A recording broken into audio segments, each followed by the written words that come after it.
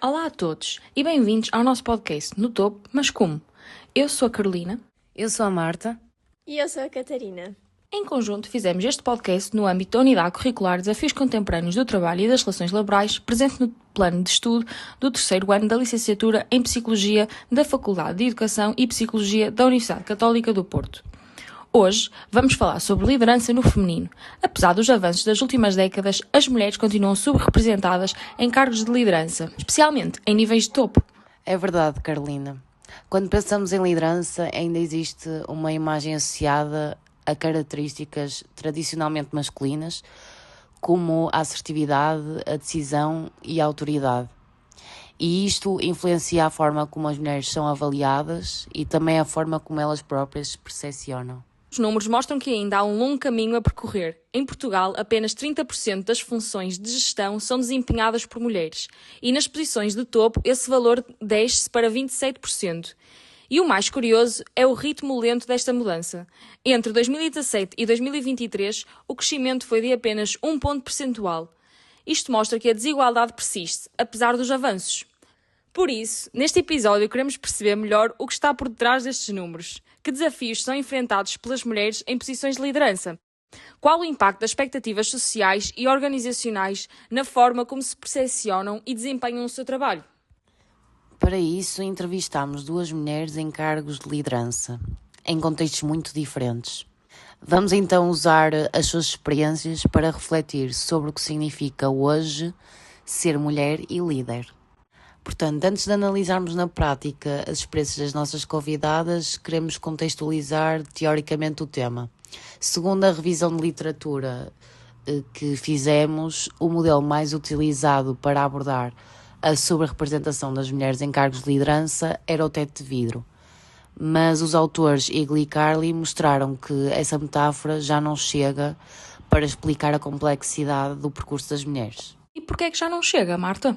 Porque o teto de vidro sugere que existe uma única barreira invisível lá no topo, mas a investigação mostra que os obstáculos começam muito antes e aparecem em diferentes momentos, com diferentes intensidades.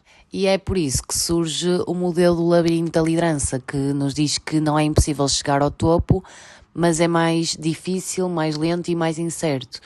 E neste labirinto a investigação identifica 4 grandes obstáculos, que são o menor acesso a redes de poder e mentoria, estereótipos de género, discriminação no emprego e responsabilidades familiares desproporcionais.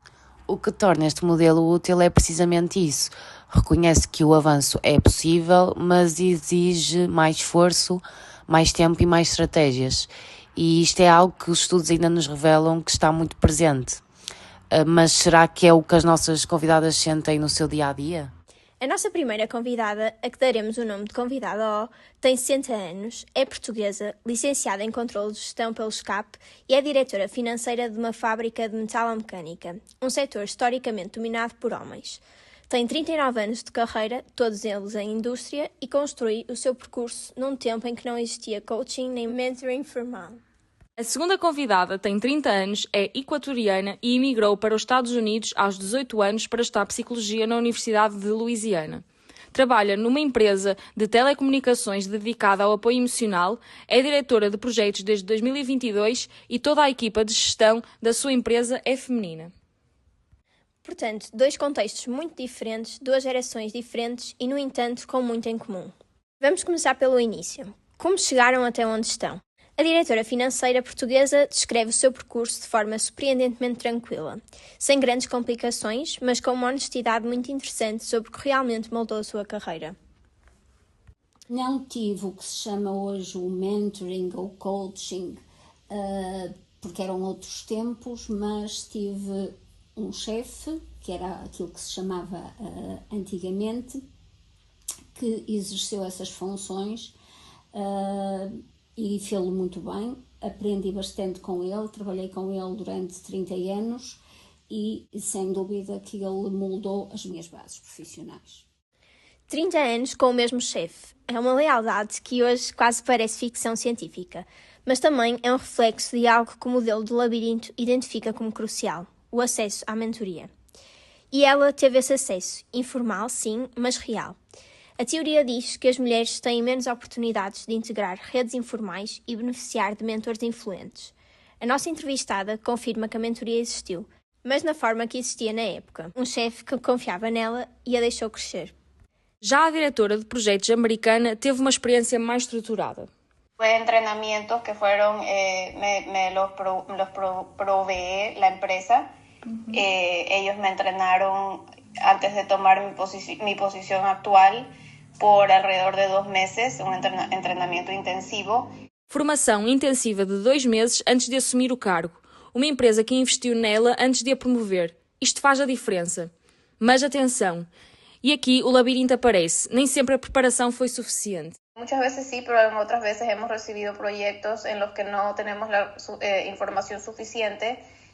Tenemos que cumplir una fecha límite para que el proyecto esté completo y a veces no hemos recibido toda la información necesaria del cliente, haciendo que toda la responsabilidad caiga en mí. Também refere que algumas ideias só são valorizadas quando reforçadas por outros. Ciertas veces sí, hay muchos casos en los que ciertas ideas que yo tengo no se toman mucho en cuenta hasta que no son presentadas a otras personas del área administrativa y ellos concuerdan que es algo que puede ayudar a las personas con las que trabajamos. Entonces, sí, no siempre, pero hay algunas veces que sí pasa eso. Isto é muito significativo. Quando falta informação, quando os recursos são insuficientes, a responsabilidade recai sobre ela. E isto é um padrão bem documentado. As mulheres em liderança são frequentemente colocadas em situações de maior risco, com menos apoio, e depois avaliadas pelos resultados. O labirinto da liderança identifica os estereótipos de género como um dos principais obstáculos. A liderança continua a ser associada a características masculinas, como a assertividade, a autoridade e a decisão, e isto cria um duplo constrangimento, ou seja, quando uma mulher demonstra essas características é penalizada, mas quando não as demonstra também o é. A convidada F sente isso claramente. Muchas veces las mujeres somos vistas como emocionales o temperamentales, entonces siempre yo trato de mantener un tono, como dije, respetuoso, calmado, porque si no las personas pueden interpretar como alguien que es grosero o que no trata a las demás personas con respeto. Entonces. Ou seja, ela ajusta a forma como comunica para evitar ser interpretada como agressiva ou emocional. E isto é muito interessante porque não estamos apenas a falar de estereótipos, estamos a falar de meta-estereótipos, ou seja, não é só o que os outros pensam das mulheres, mas o que as mulheres acreditam que os outros pensam delas. Exatamente. Ela ajusta a forma como comunica, não porque seja emocional ou agressiva, mas porque acredita que os outros podem interpretar assim. E essa antecipação do julgamento molda o comportamento. É uma espécie de autocontrole constante para evitar confirmar um estereótipo. Já a entrevistada O tem uma experiência diferente. Não mudo nada por ser mulher. Nem tenho que fazer nada em adição por ser mulher. Mas por que esta convidada não sentiu isto? Talvez o contexto da sua empresa, que tem mais mulheres na direção do que homens, tenha contribuído para um ambiente diferente. No entanto, há um momento na entrevista no qual ela diz que sentiu que o seu desempenho foi mais escrutinado. Aconteceu-me apenas uma situação relativamente a uma liderança de topo, a empresa a nível mundial, que veio a Portugal e aí sim senti que, se calhar pelo facto de ser uma mulher a explicar, houve ali um bocadinho de impacto. Apesar de ter acontecido apenas uma vez, o facto é que ela o sentiu, com uma liderança estrangeira, de outra cultura, que olhou para ela de forma diferente. O estereótipo não desapareceu, estava apenas latente no contexto português e ativou-se naquele encontro. E é precisamente o que o labirinto destaca. Os obstáculos não são sempre visíveis, mas estão lá. Há ainda outro obstáculo que o labirinto identifica, que são as responsabilidades familiares desproporcionais. As mulheres ainda continuam a assumir maior carga na conciliação entre vida profissional e pessoal, o que pode dificultar o acesso e a permanência em posições de liderança. Apesar desta evidência, a convidada O consegue conjugar as duas coisas. De alguma forma foi coordenando sempre a minha vida profissional com o pessoal, com a família, nomeadamente com o meu marido. Conjugamos as coisas de maneira que a vida profissional não impactasse negativamente a vida pessoal e vice-versa. Já a convidada F dá-nos um exemplo mais concreto de como essa gestão se traduz em decisões de carreira. Ela trabalha em casa para poder estar presente para a filha e admite que recusaria um emprego presencial, mesmo com um salário mais alto. Me ofrecen un trabajo desde oficina, lo más probable es que no lo aceptaría, ni aunque el sueldo sea más alto, porque prefiero estar en casa y disponible para mi hija. Isto é precisamente o que a literatura refere. As responsabilidades familiares não impedem necessariamente o acesso à liderança, mas moldam as escolhas que as mulheres fazem ao longo do caminho. Quando falamos de discriminação, é importante perceber que não é só uma questão individual, é estrutural. E as organizações têm um papel importante na forma como estes obstáculos se manifestam. E o interessante é que as nossas entrevistadas demonstram isso muito bem. Por exemplo, a entrevistada F fala várias vezes do apoio da administração. Diz: Facilitaron mi trabajo es las personas con las que trabajo en el área de manejo, en el área de administración. Siempre están dispuestos a apoyarme, a mantenerse firmes cuando yo tomo una decisión. Siempre somos un frente unido. Entonces eso me da la confianza de tomar decisiones. Isto mostra que quando existe uma liderança que apoia e se mantém unida, as mulheres sentem mais confiança para tomar decisões e mantê-las.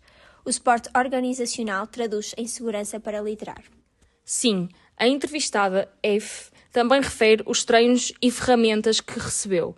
Isso é fundamental. Formação estruturada, políticas claras, processos transparentes. Tudo isto reduz o espaço para julgamentos baseados em estereótipos ou meta-estereótipos. E no caso da entrevistada O, vemos outro tipo de prática que funciona. A mentoria. Ela menciona: Aprendi bastante com ele e, sem dúvida, que ele moldou as bases profissionais. Além disso, descreve uma cultura organizacional onde a credibilidade não depende do género. Tem a mesma credibilidade. As pessoas que estão num determinado patamar, num determinado nível, são todas vistas nesse mesmo nível, nessa mesma posição que ocupam. Poderá haver maior ou menor credibilidade decorrendo do posicionamento da própria pessoa, das ações que a própria pessoa possa tomar. Em termos de empresa, em termos de colaboradores da empresa, fazerem com que isso aconteça a determinadas pessoas, não. Quando existe alguém que acompanha, orienta e legitima, o percurso torna-se menos desigual. E isso vale tanto para a mentoria informal que a convidada O encontrou, como para a formação estruturada e o apoio da administração que a convidada F descreve. As práticas podem ser diferentes, mas quando as organizações criam as condições certas, o caminho torna-se mais navegável e menos difícil. Chegamos ao fim do nosso episódio e o que fica desta conversa é que o caminho até à liderança continua a ser mais exigente para as mulheres. Não é impossível, como as nossas convidadas provam, mas é cheio de curvas. Pois é, Marta. Os casos que ouvimos hoje mostram que quando as condições organizacionais são favoráveis, ou seja, quando existe uma cultura que investe nas pessoas, um mentor que acredita e uma estrutura que não replica desigualdades, o labirinto pode ser navegado com mais sucesso. Isso é uma mensagem de esperança, mas também um desafio direto às empresas. Os obstáculos variam consoante o setor, a cultura organizacional e o tipo de liderança. As estratégias usadas pelas mulheres são diversas e adaptadas ao contexto. E a mensagem final das entrevistas é clara: não tenham receio, confiem na vossa capacidade e mantenham-se firmes. A convidada O refere: Não tenham receio, cada vez mais deixa de haver este paradigma de só os homens é que estão em lugares de liderança, cada vez há mais mulheres. A competência acaba por ser algo que é reconhecido, cada vez mais tem mais relevância.